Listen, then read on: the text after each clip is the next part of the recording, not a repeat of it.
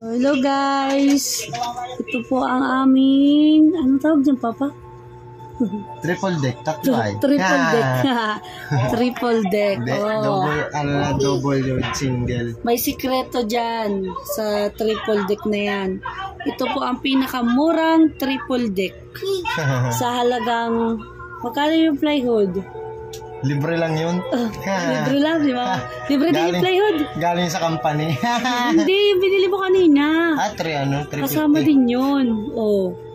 Ito, 350. Tapos yung pintura, 250. 3, 4, 5, 6. Oh, guys. Sa halagang 600, meron na tayong triple deck. So, ang tanong, anong sikreto? Bakit 600 lang? Sikreto niyan, mga hiningian lang natin yan. Yung bakal na yan, hiningi lang natin yan. Tapos yung plywood na yun, hiningi ko lang din yun dun sa tinatrabahuhan ko. Tapos siya, walang trabaho. Ako, wala akong trabaho ngayon, kaya yan yung napaglibangan natin. Walang trabaho, tapos isang buwan pa walang sahod. Gumawa ako ng higaan ng mga anak ko. Ayun, doon yung isa kong anak, dito yung isa.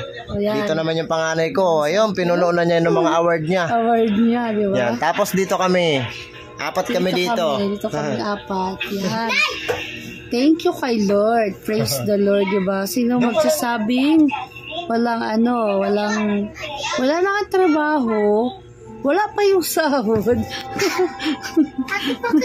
Ngayon lugod, nagkaroon ng ano. Ano bang tawag? Yung na parang organized, ano bang tawag doon, Papa?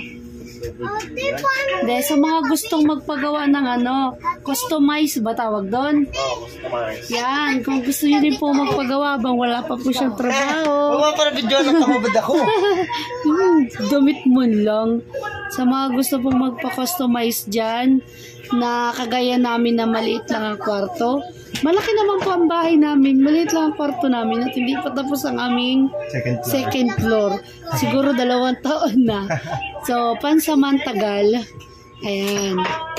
Ito muna ang aming kwarto. Ayan. Sobrang thank you kay Lord kasi po talagang ano lang po yan sa halagang guys. Yan. Diretso uli. Naputol yung video ko kanina kasi napul yung storage ko. So, ayan na nga. Nandito na tayo sa aming customized na kwarto. So, pasensya na din kayo kung hindi pa siya masyadong malinis or tapos kasi hindi pa talaga siya tapos. Bukas pa siya matatapos. Ito na nga uli. Diba? Basta na lang. Sila na din na basta nagdikit-dikit. O, kwarto naman nila yan.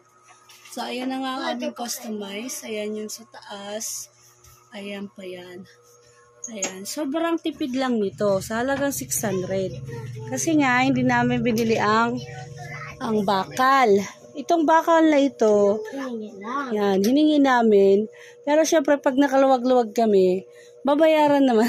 Babayaran na. Bibigyan din namin si Mama kahit papano. Kasi kaysa po masayang, nakatambak na lang po kasi ito doon sa may hollow block ni Mama. Dati po itong nilalagyan ng hollow block. Nauulanan, init na siya, sobrang kalawang na niya. Kaya, hiningi na po namin kay Mama kaysa masayang. Tapos, saktong-sakto, wala din trabaho ang aking asawa.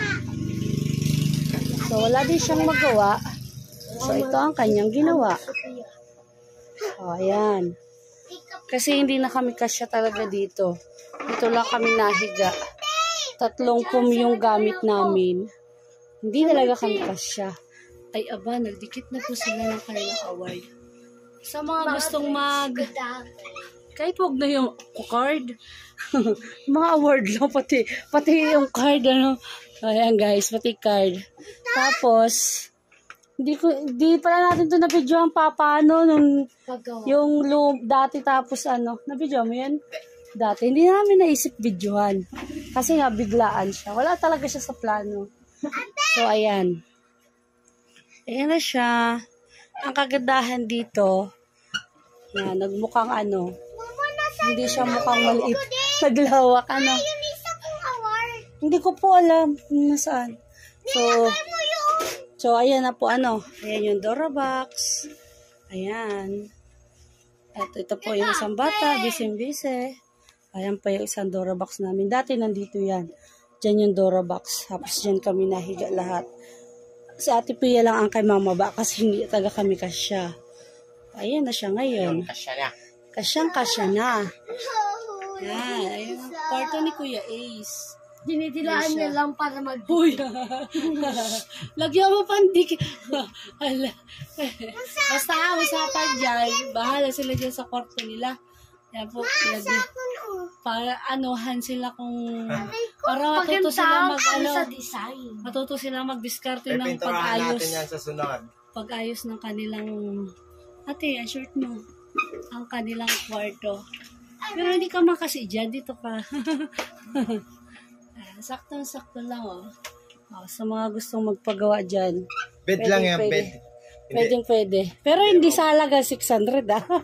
Sa amin lang yung halaga 600. Discount lang yun, kaya mo. Kasi hindi na kami nagbayad sa labor, di ba?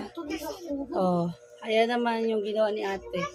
Guys, ito, uli yung aming kwarto. So, medyo magulo pa siya. Hindi pa siya finished product eh. Ang dami pa, lalagyan pa siya ng mga harang dyan na plywood. So, ayan na. Ayan siya. Ano sila sa kanilang kwarto. Ayan. Thank you, Lord. Ayan. Sa halagang 600. Ayan na. Nakagawa tayo ng customize na double deck. 3 higaan ng aking mga anak. So, ayan na. Ano po? Ayan, dito kami mahiga. Tabi namin si Baby Thor at Baby Jerry. Diba? Di naman halatang madami na kami. So, yan lang. To God be all the glory. God bless. Bye-bye.